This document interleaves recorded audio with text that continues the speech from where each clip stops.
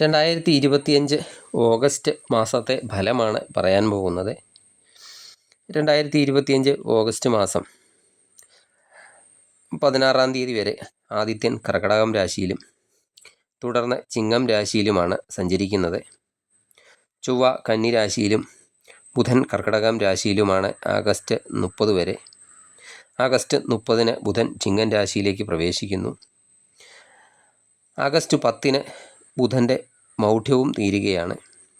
ശുക്രൻ മിഥുനൻ രാശിയിലാണിപ്പോൾ. മാസത്തിൻ്റെ ആദ്യ സമയത്ത് 20-ന് അത് കർക്കടകം രാശിയിലേക്ക് സംക്രമിക്കുന്നതാണ്. വ്യാഴം മിഥുനൻ രാശിയിൽ തിരുവാതിര നക്ഷത്രത്തിലാണ്. ആഗസ്റ്റ് 13-ന് അത് പുണർദത്തിലേക്ക് പ്രവേശിക്കുന്നതാണ്. ശനി മീനൻ രാശിയിൽ ഉത്രട്ടാതി നക്ഷത്രത്തിലും രാഹു കുംഭൻ രാശിയിലും കേതു ചിങ്ങൻ രാശിയിലുമാണ് സഞ്ചരിക്കുന്നത്. ഈ ഗ്രഹനിലയൊക്കെ മുൻനിർത്തി ആഗസ്റ്റ് മാസത്തിൽ നിങ്ങൾക്ക് പൊതുവായി എന്തൊക്കെ ഗുണദോഷ ഫലങ്ങളാണ് ഉണ്ടാകുന്നത് എന്നതിനെ പറ്റിയാണ് പറയാൻ പോകുന്നത്. എല്ലാവർക്കും നമസ്കാരം. ആകാശഗംഗയുടെ പുതിയൊരു വീഡിയോയിലേക്ക് എല്ലാവർക്കും സ്വാഗതം. ആയില്യം നക്ഷത്രക്കാർക്ക് ഓഗസ്റ്റ് മാസം സൂര്യനും വ്യാഴവും രാഹുവും ഒക്കെ അനിഷ്ടസ്ഥിതിയിലാണ് എന്നതിനാൽ ലക്ഷ്യം നേടാൻ കൂടുതൽ പ്രവർത്തനമൊക്കെ നടത്തേണ്ടതായിട്ട് വരുന്നതാണ്. നിങ്ങൾ കർമ്മസ്ഥലത്തൊക്കെ എന്ത് പ്രവർത്തനങ്ങൾ കാഴ്ചവെച്ചാലും അധികാരികളൊക്കെ അതൊന്നും കണ്ടില്ല എന്ന് നടിക്കുന്നതുമാണ്. എന്തെങ്കിലും ആവശ്യങ്ങളൊക്കെ ഉന്നയിച്ചാൽ അവർ കണ്ടില്ല കേട്ടില്ല എന്നൊക്കെ പറഞ്ഞായിരിക്കും പോവുക. അതുപോലെ ചിലവിൻ്റെ കാര്യത്തിലും അല്പം ശ്രദ്ധിക്കേണ്ടതാണ്. നിങ്ങൾക്ക് എത്ര രൂപ ലഭിക്കുന്നോ അതിലും കൂടുതൽ ചിലവ് ഓഗസ്റ്റ് മാസം അനുഭവപ്പെടുന്നതാണ്. അതുപോലെ പല ആഡംബര കാര്യങ്ങളിലും നിയന്ത്രണം ഏർപ്പെടുത്താൻ കഴിഞ്ഞേക്കണം എന്നുമില്ല.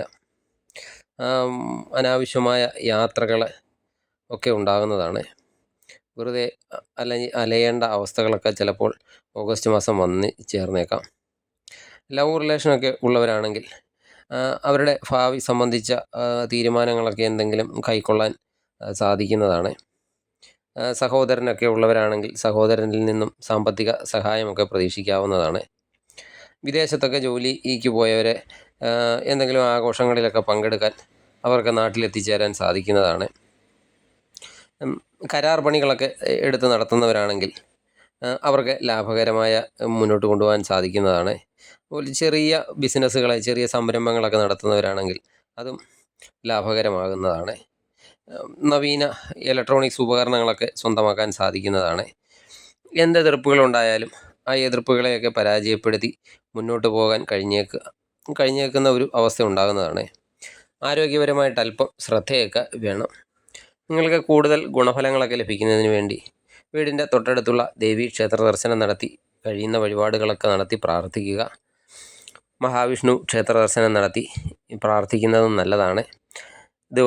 കഴിയുമെങ്കിൽ ദിവസവും വിഷ്ണു സഹസ്രനാമം ജപിക്കുക. ഏത് ക്ഷേത്രത്തിൽ പോയാലും അവിടെ സർപ്പങ്ങൾക്ക് മഞ്ഞൾപ്പൊടി വഴിപാട് നടത്തുന്നതും ഗുണം ചെയ്യുന്നതാണ്. നിങ്ങൾക്ക് നല്ലൊരു മാസമായി തീരട്ടെ ഓഗസ്റ്റ് മാസം എന്ന് ആശംസിച്ചുകൊണ്ട് നിർത്തുന്നു. നന്ദി, നമസ്കാരം.